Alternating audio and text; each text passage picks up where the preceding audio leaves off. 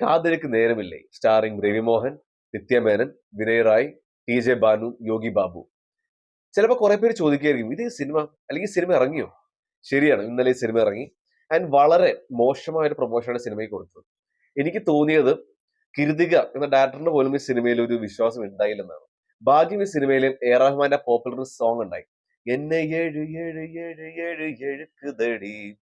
ആ ഒരു സോങ് കൂടി ഉണ്ടായിരുന്നെങ്കിലും ഇന്നലെ തിയേറ്ററിൽ കണ്ട ആ പാതി ആൾക്കാർ പോലും ചിലപ്പോൾ ഉണ്ടാവില്ലായിരിക്കും. ഇനി coming back to the review, Kadhalikka Neramillai എന്ന സിനിമ എനിക്കൊരു ആവറേജ് റൊമാൻറ്റിക് സിനിമയായിട്ടാണ് എനിക്ക് അനുഭവപ്പെട്ടത്. ഒരു നല്ല കാര്യം എന്ന് വെച്ച് കഴിഞ്ഞാൽ നമുക്കൊരു ഒരു ഫ്രഷ്നെസ് ഫീൽ ചെയ്യും. കുറെ കഴിഞ്ഞിട്ടാണ് ഇങ്ങനത്തെ ഒരു അല്ലെങ്കിൽ ഈ മോഡ് സിനിമ തമിഴ് സിനിമയിൽ നിന്ന് വരുന്നത്. അതുകൊണ്ട് നമുക്കൊരു ഫ്രഷ്നെസ് ഫീൽ ചെയ്യായിരിക്കും. ഒരു ഒക്കെ കൺമണി വൈബ് പോലത്തെ ഒരു സിനിമ. പക്ഷെ എന്താന്ന് വെച്ച് കഴിഞ്ഞാൽ ഒക്കെ കൺമണിയുടെ ആ ഒരു സിനിമയുടെ ആ ലെവൽ വരെ എത്തിയില്ല എന്നാണ് സത്യം. ശരിക്കും ഈ സിനിമയ്ക്ക് ഒരു പ്രോമിസിങ് സ്റ്റാർട്ട് ഉണ്ടായി.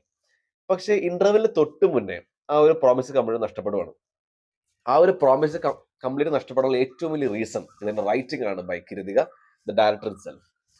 നല്ലൊരു റൊമാൻറ്റിക് സിനിമകളുടെ സ്കോപ്പ് ഉണ്ടായ സിനിമ തന്നെയായിരുന്നു അത്.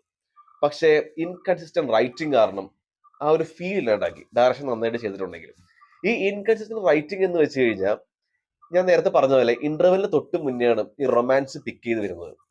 അവിടെ മുതൽ ക്രിയേറ്റ് ചെയ്യുന്ന ഇൻസിഡൻസ് ആണെങ്കിലും ഈവൻസ് ആണെങ്കിലും എല്ലാം ഭയങ്കര ഫോഴ്സ്ഫുള്ളി ക്രിയേറ്റ് ചെയ്യണ പോലെയുള്ള ഫീൽ, നമുക്കൊരു ഓർഗാനിക് ഫീൽ കിട്ടില്ല. റൈറ്റർ ഡയറക്ടർ ആയ കിരുതികയ്ക്ക് കംപ്ലീറ്റ് സ്റ്റോറി മനസ്സിലുണ്ട്. പക്ഷെ അതെങ്ങനെ ആ ഒരു ഫ്ലോയിലും അല്ലെങ്കിൽ ആ ഒരു സ്മൂത്ത്നെസ്സിലൂടെ എഴുതി എക്സിക്യൂട്ട് ചെയ്യണം എന്നൊരു ക്ലാരിറ്റി ഇല്ലാണ്ട് ചെയ്തൊരു വർക്ക് പോലെയാണ് ഫീൽ ചെയ്യുക. ടെക്നിക്കലി ആൻഡ് വിഷ്വലി വളരെ ബ്രില്യൻ ആൻഡ് ബ്യൂട്ടിഫുൾ ആയ ഒരു സിനിമ തന്നെയാണ് കാതലിക്ക് നേരമില്ലേ. എ ആർ റഹ്മാന്റെ ബാക്ക്ഗ്രൗണ്ട് സ്കോർ ഭയങ്കര സോൾഫുൾ ആയിട്ടാണ് ഫീൽ ചെയ്തത്. ആ ഒരു ക്ലാസിക്കൽ വർക്കും പിന്നെ വയലിന്റെ കമ്പോസിഷനും എല്ലാം ഭയങ്കര രസത്തോടെ നമുക്ക് കേട്ടിരിക്കാൻ പറ്റും. എന്നെ ഏഴ് ഏഴ് എന്ന പാട്ട് ഭയങ്കര മിസ്പ്ലേസ് ആയിട്ട് ആഡ് ചെയ്ത പോലെയും നമുക്ക് ഫീൽ ചെയ്യും. ബോറടിക്കാത്ത രീതിയിൽ തന്നെ എഡിറ്റർ പണി ചെയ്ത് വെച്ചിട്ടുണ്ട്. ഇനി പെർഫോമൻസിനോട് കടക്കുവാണെങ്കിൽ രവി മോഹൻ വളരെ നന്നായിട്ട് തന്നെ സിദ്ധാർത്ഥ് എന്ന ക്യാരക്ടർ ഏറ്റെടുത്തിട്ടുണ്ട്. ഭയങ്കര ഒരു ഓണസ്റ്റ് പെർഫോമൻസ് നമുക്ക് അവിടെ കാണാൻ പറ്റും. നിത്യമേനൻ ആസ് ശ്രേയ ഭയങ്കര ഒരു സോൾഫുൾ ആൻഡ് ഭയങ്കര നല്ലൊരു ബ്യൂട്ടിഫുൾ ആയിട്ട് തന്നെ ആ ഒരു റോൾ അഭിനയിച്ചിട്ടുണ്ട്. ഇവർ രണ്ടുപേരുടെയും ആ ഒരു കെമിസ്ട്രി ഒരു വലിയ സേവിംഗ് ഗ്രേസും ആയിരുന്നു. നമുക്ക് നല്ല രീതിയിൽ സ്പാർക്ക് അടിക്കും.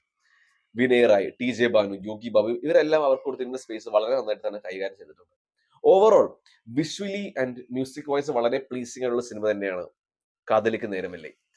പക്ഷെ കുറച്ച് ബ്യൂട്ടിഫുൾ ആയ മൊമെന്റ്സ് ഈ സിനിമ നമുക്ക് തരുള്ളൂ. അതുകൊണ്ട് നമുക്ക് ഈ സിനിമ വളരെ ഒരു ആവറേജ് അനുഭവം നമുക്ക് ഫീൽ ചെയ്യുള്ളൂ.